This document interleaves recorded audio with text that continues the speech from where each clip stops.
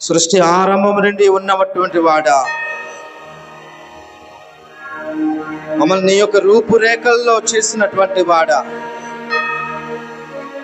త్రిత్వైక దేవా,